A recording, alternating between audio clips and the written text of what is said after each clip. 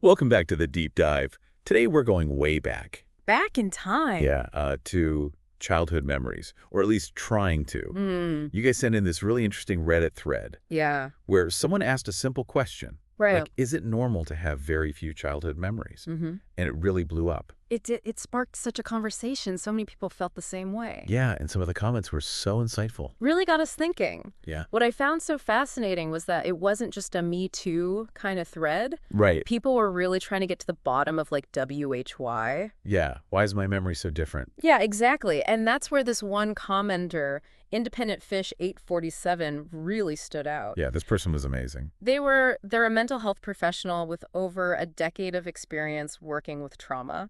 Wow. So they brought so much to the discussion. So, okay, let's hear what they had to say. Yeah. One of the first things they talked about was this connection between anxiety and how our memories are formed. Yeah. Like, if you have high anxiety, especially as a kid, it can mess with how your brain makes and stores memories. Yeah, that's exactly it. And it's not just some theory or something. Right. Independent Fish 847 even shared links to research studies Oh, wow. that actually back this up. Interesting. So the research suggests that when a child goes through something really stressful or traumatic, their brain kind of shifts into survival mode. Oh. It's more focused on getting through the experience Yeah. than on remembering every little detail. So it's like the brain is going, okay, we got to deal with this right now. Yeah, exactly. Remembering can wait. We'll worry about that later. Agreed. So it's like a built-in protection thing. Mm-hmm. But then later on, you're left with these gaps in your memory. Right. And Independent Fish 847 even went on to explain that even punishments that might seem minor to adults Oh, could yeah. actually be perceived as super threatening by a child. Yeah, as an adult, we might think, oh, that wasn't so bad. Come on, get over it. Exactly. But to a child, it can be a whole different story. And those experiences can actually affect brain development. Oh, absolutely. Including memory. And that's where this idea of developmental trauma comes in, right? Yeah. Like a kid's brain is still growing and changing. Mhm. And what might seem small to an adult can actually disrupt that development. Yeah, it's a matter of perspective Yeah. and understanding how that developing brain processes and reacts to stress. So interesting. This really seemed to hit home with a lot of people in the thread. Yeah. It was like a light bulb moment for them, realizing that those hazy or missing memories Right. might actually be tied to experiences they didn't even think of as traumatic Yeah. at the time. Exactly. It's like, oh, maybe that's why I don't remember that. And that leads to something really important. What's that? The way trauma affects memory isn't always clear-cut. Right. It's not so simple. Independent Fish 847 really emphasized that it depends on a ton of factors. Like what? The severity of the trauma, how often it happened, Yeah. the person's personality, their support system, Oh, wow. even their culture. That's fascinating. Different cultures might see and react to trauma in different ways. That makes sense. So it's not just a simple equation like trauma equals memory loss. Right. It's way more complicated than that, Yeah, it's this whole web of things interacting. which makes it harder to figure out our own experiences. Definitely. Right. And that's why it's so important to be thoughtful and kind when talking about this. Yeah. There's no one reason why someone might have trouble remembering their childhood. Right. Everyone's different. Exactly. Now, one thing that came up in the thread was about the possibility of getting those lost memories back. Oh, yeah, recovering memories. Yeah, Independent Fish 847 said it's possible for memories to resurface in therapy, Interesting. but it's a super delicate process. I bet. They said it's really important to work with a therapist who gets the complexities of trauma and memory. Yeah, someone who really knows what they're doing. Yeah, because there's a risk of re-traumatization, Oh, right. where remembering the traumatic memory Mm-hmm. can actually trigger the same intense emotions and physical distress as the original experience. Wow, that's heavy. So it's not just about digging up the past. Yeah, It's about doing it in a safe way. in a therapeutic environment. Right. And even then, Yeah. there's no guarantee that those recovered memories will be totally accurate. Oh, really? Our brains can sometimes fill in the blanks Huh. and create what are called false memories, Wow. which can feel just as real. So it's like your brain is making up a story. Kind of, yeah. Wow. So that's why it's crucial to have a therapist who can guide you through all of that. Yeah, to help you figure out what's real and what's not. It's not about finding some perfect objective truth. Right. It's more about understanding and processing your own experiences in a way that helps you heal. That makes sense. Now, I bet some of you listening are relating to this Mm-hmm. and thinking, wait a minute, I don't remember any major trauma from my childhood, but I still have trouble remembering things. Yeah, I was thinking the same thing. And you wouldn't be alone. Right. A lot of people in the thread said the same thing. So So what's going on there? Yeah. Well, Independent Fish 847 said that even good childhood experiences Really? can fade from memory if you don't think about them often, Oh, interesting. or if they weren't linked to strong emotions. So it's like our brains prioritize the memories that are most important to our lives now. Right, and how we're feeling. Yeah, that makes sense. So maybe those everyday moments just didn't have the same emotional impact as other bigger experiences. Right. They didn't stick out as much.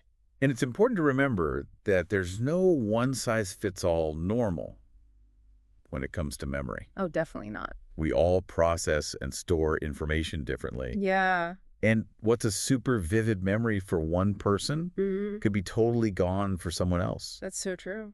And that brings us to one of the most powerful things that Independent Fish 847 shared. What's that? Violence is always a choice. And if someone chooses to harm you, Yeah. the blame is on them, It's not your fault. not on you. Right. It's about taking back your story and recognizing that you're not responsible for what other people did. That's so important. Such an important point. Especially for anyone struggling with guilt or shame from their childhood. Healing is possible. Absolutely. And it starts with understanding that you didn't cause this. Right. You're not to blame for other people's choices. And healing can take many forms. It can. Independent Fish 847 encouraged people to seek support Yeah. from all sorts of places, not just therapy. Like what? Support groups, Okay. hearing from others who've gone through similar things. Yeah. Finding that community. They mentioned the strength and wisdom that can come from connecting with people who get it. Yeah. People who understand. And that's something we see all the time online in places like Reddit. Oh, yeah, for sure. It's a reminder that even though it's online, Mm-hmm. these digital spaces can foster real human connection Yeah, it's amazing. and support. I love that. So what does all this mean for you, the listener? Yeah. What are the key takeaways from this deep dive into childhood memory? Let's see. Well, I think one of the biggest takeaways is that our childhood experiences, especially the ones with trauma, can really stick with us. Yeah. They can impact our memories even if we don't realize it. It's almost like they leave a mark on our brains. Right. And it affects how we remember how we feel, even how we interact with the world. Exactly. And that's why it's so important to be aware of this connection. Yeah. It's not about dwelling on the past, but about understanding how it might be affecting us now. Right. Like sometimes just realizing that our struggles today might be connected to past experiences. That could be a huge step towards healing. Absolutely. And it also highlights how important it is to seek support. Oh, yeah. Whether it's therapy support groups or connecting with others who've been through similar things. Yeah, we don't have to go through this alone. Right. There are resources out there and people who understand. The second takeaway that really hit me was that there's no one definition of normal when it comes to memory. Yeah, that's so true. We all remember things differently. We do. And what might be a super clear memory for one person could be completely forgotten by another. It's like we all have our own unique way of remembering. Exactly. And it's so important to remember that Mm-hmm. be kind to yourself. Yeah. Don't compare your memories to others. Exactly. Just because someone else seems to have a photographic memory doesn't mean there's something wrong with you if you don't. Right. It's about embracing your own memory journey. Yeah. Acknowledging that it's shaped by so many different things. And recognizing that there's no right or wrong way to remember. Exactly. And I think this also ties back to the idea of seeking support if you're having trouble with your memory. Right. If you're worried about it or if it's causing you a lot of distress, Yeah. it's always a good idea to talk to a mental health professional. They can help figure out if there's something deeper going on. And they can give you guidance and support as you work through it. Absolutely. Remember, seeking help is a sign of strength, not weakness. Couldn't agree more. It's about taking care of yourself and your mental well-being. And realizing that you deserve support Yes, and that there are people who care and want to help. for sure. Now, for those of you who are super interested in this topic, we highly recommend checking out those research studies that Independent Fish 847 linked in the Reddit thread. Oh yeah, those are great. We'll make sure to put the links in the show notes. Those studies offer some really fascinating insights into how memory works, how trauma affects the brain, and all the different factors that influence how we remember our past. Yeah, they're a great resource for anyone who wants to learn more. Absolutely. And speaking of learning more, if you're enjoying this deep dive into childhood memory, you might also like some of our other episodes here on Voices of the Soul. We cover a lot of different topics related to personal growth, self-discovery, and mental well-being. Yeah, we're always trying to give you valuable insights and thought-provoking perspectives. We want to make you think.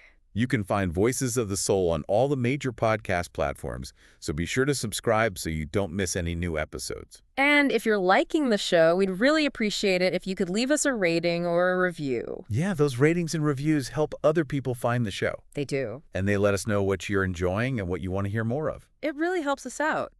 And for those of you who prefer watching videos, you can also check out our YouTube channel, Shauna Palash. We've got tons of videos there exploring similar themes. It's a different way to engage with the content. Exactly. So there's something for everyone.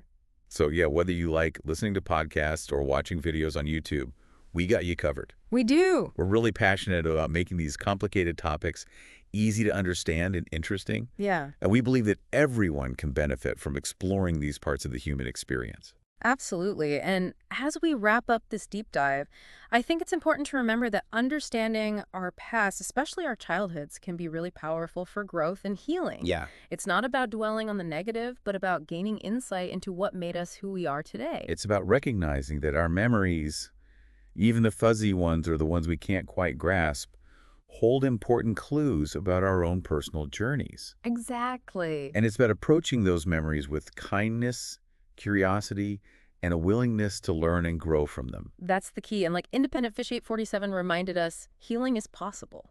It It might not be easy or simple, Right. but it's a journey worth taking. And remember, you don't have to do it alone. You don't. There's support out there, whether it's therapists or support groups, or just connecting with people who've been through something similar. Yeah, finding your people.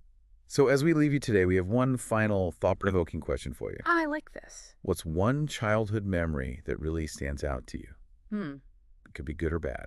And how do you think it has shaped who you are today? that's a good one. Take some time to think about it, maybe even write it down in a journal. Yeah, You might be surprised by what you discover. you never know. And until next time, keep exploring, keep learning, and keep diving deep into this amazing world, both inside and outside of yourself.